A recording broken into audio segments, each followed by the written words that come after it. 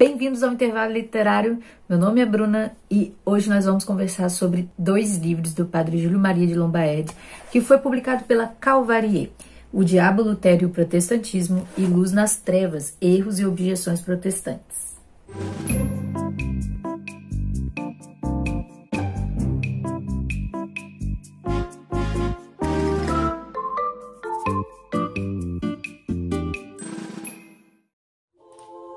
Nasceu o Padre Júlio Maria na Bélgica aos 8 de janeiro de 1878.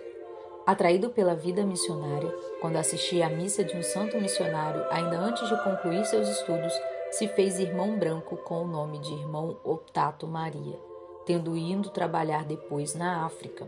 Em 1912, quando fazia um bem imenso pregando missões pela França, foi de repente enviado para o Brasil, na Amazônia, onde trabalhou 15 anos como missionário entre os índios e caboclos. Do norte, o Padre Júlio Maria, demorando-se algum tempo em Natal, veio para Manhumirim, Minas Gerais, em 1928. A obra que aqui desenvolveu, com a proteção de Deus e apesar das perseguições constantes movidas pela maçonaria local, é uma prova palpável da divindade da sua missão. Padre Júlio Maria, polemista sem par, teólogo exímio, pregador admirável, escritor de renome, teve sempre sua pena e sua rara inteligência a serviço da Igreja e pelo seu jornal O Lutador se fez o terror dos hereges.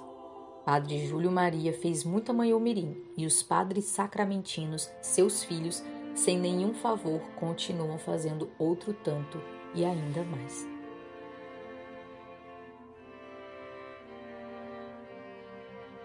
Antes de eu começar a fazer o meu comentário sobre esses livros, eu quero agradecer a todos vocês que se inscreveram aqui no canal nesses últimos dias e convidar vocês também a acompanhar algumas playlists que eu tenho feito aqui no canal. Uma é o diário do livro do Padre Leonel Franco, esse aqui, ó, deixa eu pegar para vocês verem. Já tem 3 vídeos de diário lá e eu estou muito animada de continuar lendo esse livro. E uma outra playlist que não tá aqui, mas que eu tô começando a fazer lá no meu Instagram, que é o Diário de Leitura de Jane Eyre. Esse livrinho aqui, ó. Muito legal, né? E a gente tá lendo, eu digo a gente porque eu, a Renata e o Rafael estamos lendo juntos, fazendo uma leitura compartilhada. E lá no meu perfil do Instagram tem o cronograma direitinho para você saber em que capítulo nós estamos. Então, toda segunda-feira tem diário lá. Tem, pelo menos é o meu projeto. Pois muito bem, vamos começar a fazer o meu comentário a respeito desses livros. E eu vou fazer um comentário bem por cima, porque já que eu vou falar dos 2, eu quero só indicar o que eu mais gostei nesses livros. E depois, no final, vou fazer comentários sobre o Diabo, Lutério e o Protestantismo. 2 passagens assim do livro que eu achei interessante, para vocês sentirem um pouco o que o padre está falando. A indicação desses livros é independente se você é católico ou se você é protestante.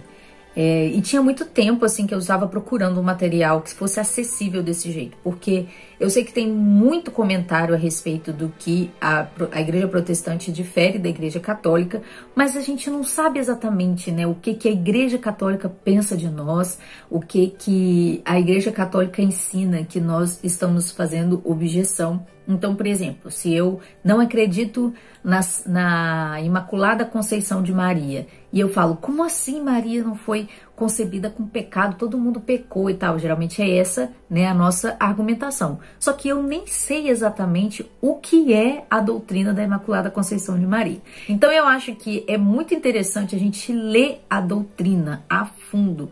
E esse material do Padre Júlio é muito, muito acessível. Ele explica de forma concisa, eu gostei bastante dessa leitura.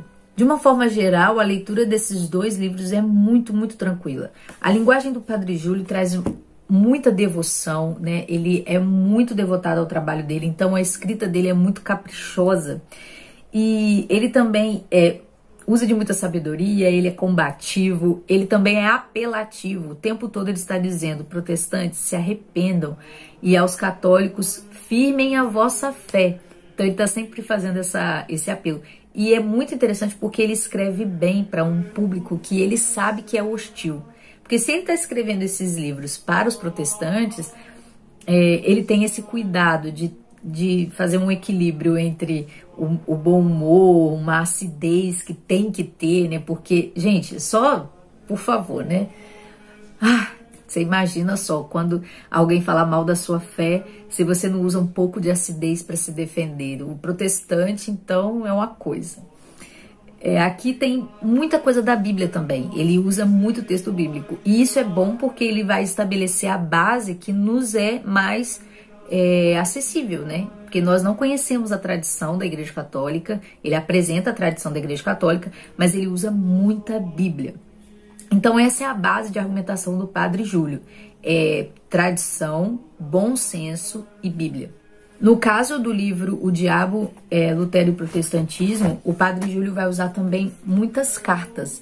Então, muita carta que Lutero enviou para amigos, familiares, para outros reformadores que foram companheiros dele nas ideias dele na época da Reforma, ele vai usar essas cartas, vai usar trechos de documentos que Lutero deixou e também de comentaristas mais na época ali da Reforma, né? Então, são fontes, eu acredito serem fontes confiáveis, e até aonde eu estou lendo, o que eu tenho que fazer agora é pesquisar, né? É saber qual é o fundamento desses documentos, se isso é verdade e tal. E outra pergunta que fica para mim no ar é se isso importa, né? Importa saber se Lutero era um homem santo, se Lutero era um homem ponderado, qual era o testemunho de Lutero, ele se arrependeu de alguma coisa. Então, assim, essas coisas é que eu fico pensando, se a gente precisa mesmo ir a fundo na biografia de Lutero ou ignorar o que Lutero fez na vida dele e só ficar com os preceitos da Reforma, sabe? Bem, no ano de 1928, durante as festas marianas, um pastor publicou um desafio, uma exigência aos católicos para que eles respondessem 20 objeções. E aí o padre, né, até fala, veja bem que ele não pediu, ele exigiu que nós provássemos com textos bíblicos verdades católicas professadas, né, pela igreja.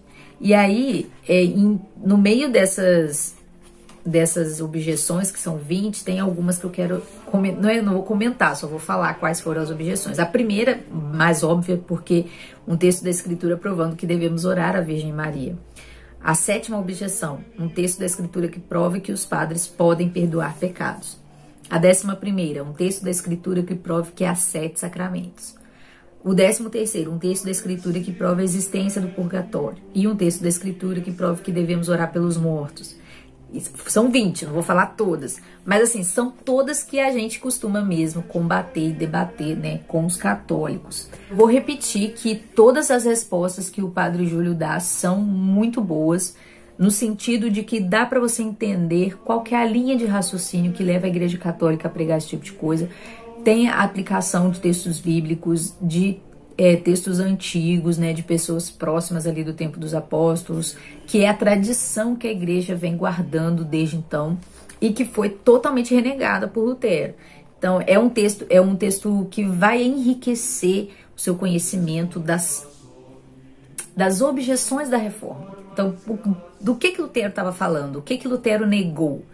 Se nossa religião é uma negação da Igreja Católica, a gente precisa saber o que a gente está negando, né? Já o livro Diabo, Lutero e o Protestantismo é apologético também, mas ele é mais uma pintura que o Padre Júlio vai fazer de documentos antigos. Ele vai traçando o perfil de Lutero através dos acontecimentos da Reforma e das coisas que são ditas de Lutero e por Lutero. E assim, é um pintado assim de preto, cinza, vermelho e fogo. Porque ele simplesmente diz que a pior coisa que aconteceu ao cristianismo foi a Reforma de Lutero. E assim, eu desconfio muito quando as coisas são muito discrepantes. Então assim, nunca estudei a biografia de Lutero, eu, Bruna. Então eu não conheço nada da vida de Lutero que sirva para eu me defender daquilo que o Padre Júlio fala de Lutero. Então o Padre Júlio lançou o desafio. Você que é protestante, conheça a vida de Lutero. E é um desafio que eu ainda nem sei se eu vou aceitar, tá? Gostei muito da leitura do Padre Júlio. Estou ainda me decidindo se faz diferença saber quem foi de fato Lutero. E essa é uma dúvida que eu acredito que vocês vão ficar preocupados, né? Até eu tô preocupada. A questão é que é muito feia a vida que ele pinta de Lutero, sabe? Me deu pena de Lutero, assim, deu vontade de falar, não, eu queria saber mais pra poder defender você, meu querido, mas eu não sei. Então, e não é só Lutero, né? Calvino também é pintado aqui muito mal, Melanchthon, Zwinglio. E quando a gente fala dos erros dos reformadores, eu já conversei, né, com um pastor amigo meu e ele disse, Bruna, mas esses homens são homens como nós, né? A gente não tem que se preocupar muito com a vida deles porque eles são muito errados e tal. Tá, ok. Mas será que todo o espírito que cunhou a reforma protestante não tinha poder de fazer esses homens serem um pouquinho melhores, assim, sabe, na vida pessoal deles? E outra coisa, na Bíblia a gente tem muita gente ruim que foi usada por Deus, né? Gente que errou muito, que fez muita coisa errada, mas que o Senhor plantou arrependimento na vida dessas pessoas e elas foram parar, por exemplo, em Hebreus, né, naquela galeria da fé, e a gente pode ver que meio que no final da vida a gente pode contar de arrependimento e boas obras. E é isso que eu espero, né, ver na vida de Lutero, que ele tem errado sim, mas que ele tem se arrependido. É isso que eu tô falando. Não tô dizendo que eu vou, por exemplo, não crer que Lutero foi um santo, não é deixar de crer na reforma, mas é uma ignorância que eu não gosto de ter, entendeu? Espero que vocês me entendam. Se você é protestante, em uma hora ou outra a leitura desses livros vai te embrulhar o estômago, mas eles são essenciais para você que está pesquisando sobre a reforma, para saber o que a Igreja Católica fala.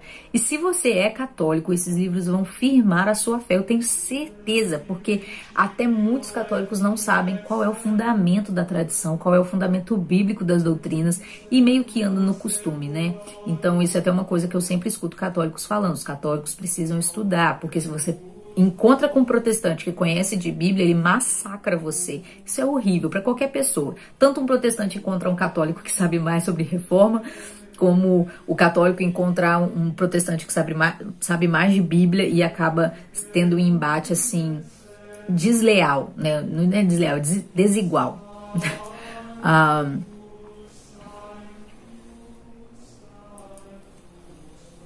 Tanto é ruim o católico encontrar, né, um protestante que conhece de Bíblia e tem aí esse debate desigual das doutrinas bíblicas, quanto é muito ruim um protestante encontrar um católico que saiba combater a questão da reforma e das objeções. Porque quando você faz uma objeção, você precisa saber a que você está fazendo objeção. É isso que eu estou dizendo. Nós não sabemos. Eu não sei. Eu agora começo a entender contra o que Lutero estava tentando reformar a igreja. E eu vou comentar com vocês dois trechos assim desse livro aqui do Diabo, Lutero e o Protestantismo. E o primeiro que eu quero falar com vocês é esse da página 51, quando o autor está falando da primeira reação da igreja à reforma. E uma coisa que ele fala que eu achei interessante é o seguinte: infelizmente, muitos não sabem distinguir entre doutrina e pessoa, confundindo esta com aquela e atribuindo à primeira o que é exclusivamente da segunda. O que está dizendo? Que Lutero começou a lutar contra erros de católicos e não, né, contra a doutrina católica. Ele fala o seguinte: é o que aconteceu com Lutero e seus asséculas, admitindo-se estivessem em boa fé nessa guerra contra a igreja. Havia defeitos na vida dos católicos, não os havia, porém, no ensino eclesiástico. Isso acontece muito, gente. Até na igreja protestante. Às vezes a doutrina da igreja protestante é uma, pessoa faz uma coisa totalmente diferente e a igreja protestante é tomada pela vida ruim dos protestantes. A mesma coisa com os católicos, né? Então a gente costuma ver muito mais o erro de padres e bispos e até mesmo de papa, e a gente atribui todos esses erros humanos ao ensino eclesiástico. Não faz sentido, é tomar uma coisa pela outra, né? Pretendiam os descontentes atacar os abusos. Podiam fazê-lo, mas ao invés atacaram a doutrina, deixando subsistirem os abusos que cresciam cada vez mais, demolindo-se o verdadeiro ensino em proveito das pessoas ou dos seus erros. Foi essa a grande aberração, ou a triste confusão de Lutero. Então, essa é uma acusação forte, é uma acusação difícil de engolir, e eu até gostaria que vocês falassem como que vocês veem, né? O que vocês sentem, como que vocês reagem quando alguém fala mal de Lutero, tá? Não da reforma, não da Bíblia, não, né, daquilo que nós vivemos hoje como religião cristã protestante, mas das pessoas, Lutero, Calvino, Melanchthon, Zwingli, John Knox e tudo mais. Impressionante foi como que o padre conta como Lutero vê o casamento e a castidade.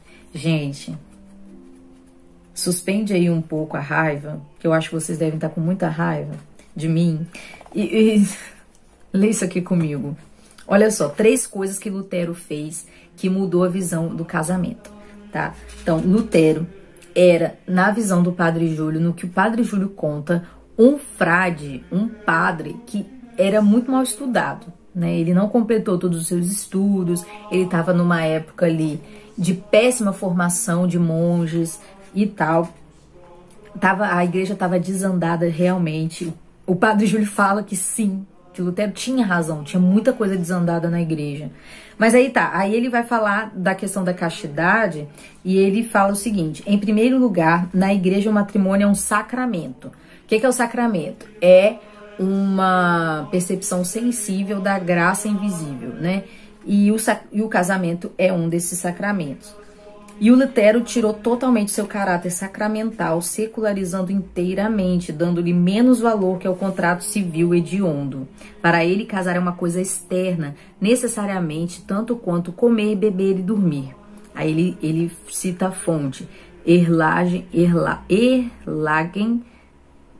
16º, página 519. Então, assim, são sempre frases com base, tá, gente? Não, cabe a nós ir atrás dessas fontes.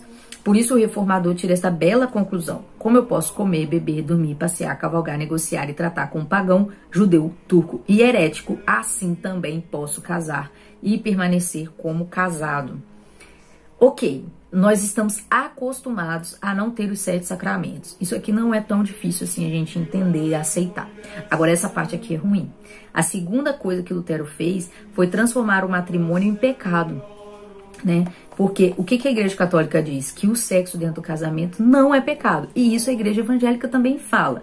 Mas Lutero disse o seguinte: a obrigação matrimonial, ou seja, o sexo, nunca é desempenhada sem pecado. E ele dá livro, volume e página, tá, gente? Este pecado que ele atribui aos casados é descrito por ele como não diferindo em nada por sua natureza do adultério e da fornicação. Então ele vai dizer que, por exemplo, o sexo que um homem faz com uma prostituta ou com uma amante é o mesmo sexo que se faz com a esposa. Sei lá, eu acho que falar esse tipo de coisa é diminuir o casamento. Não gostei do que ele falou, não gostei do que eu escutei agora.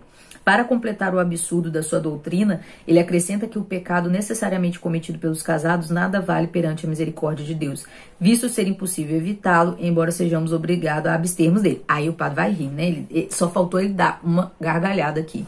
Parece loquacidade de um bêbado, de um louco a falar sem lógica e sem saber o que diz. Imagine, um pecado que não se pode evitar, mas que é, entretanto, proibido. Só mesmo Lutero para imaginar 3 contradições tão ridículas e vergonhosas. Gente, fala sério, é uma frase ridícula mesmo.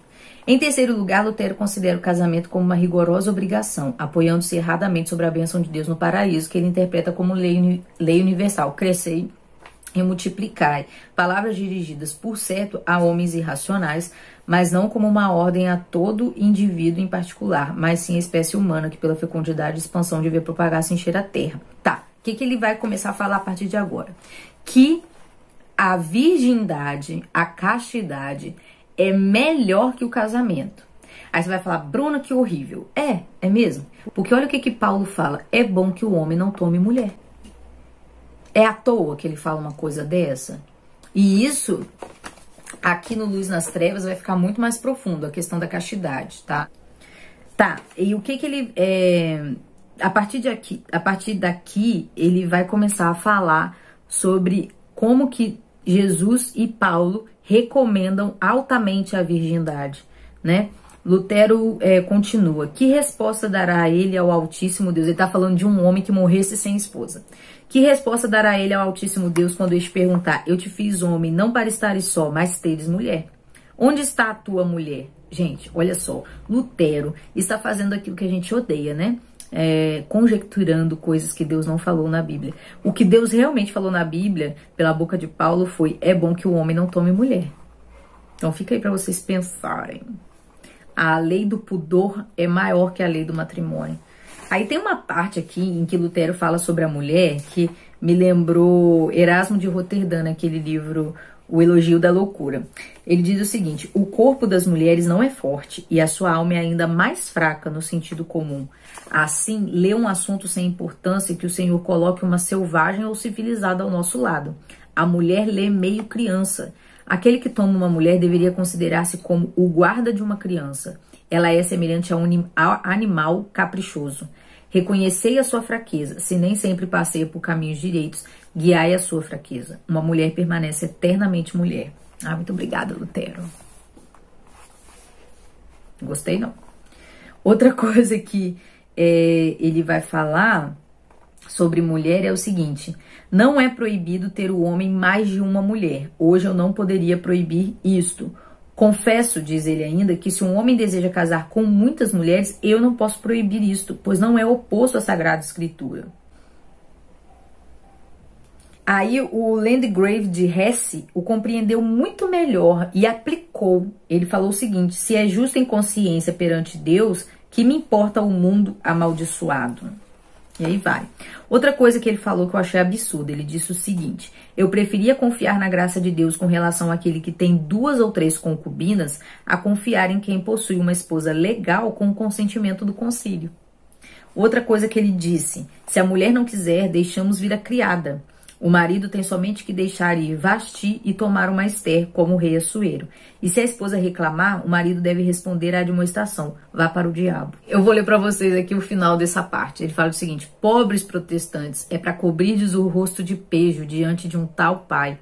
Suponho que não sois bons protestantes, porquanto se o fosseis, seguirias o exemplo de vosso pai. E não acredito que o façais. Prefiro supor-vos maus protestantes para vos poder considerar bons cristãos, homens de fé e pessoas de moral. Eu favoritei os 2 livros lá no Instagram, mas eu favoritei esses 2 porque a experiência de leitura foi marcante na minha vida, tá? Muito enriquecedor. Fica aqui a minha forte dica de leitura, caso você também esteja pesquisando sobre o assunto Reforma Protestante, tá? Não precisa ler por qualquer outro motivo. É bom você ler se você está pesquisando, tá? Porque é muito bom. A gente fica por aqui, até o próximo vídeo do canal. Vamos passar 2020 lendo. Curte, compartilha, dá uma olhada nos vídeos que ficam por aqui. E também eu sempre deixo dicas de canais para você seguir, ok? Um abraço, fiquem com Deus e até mais.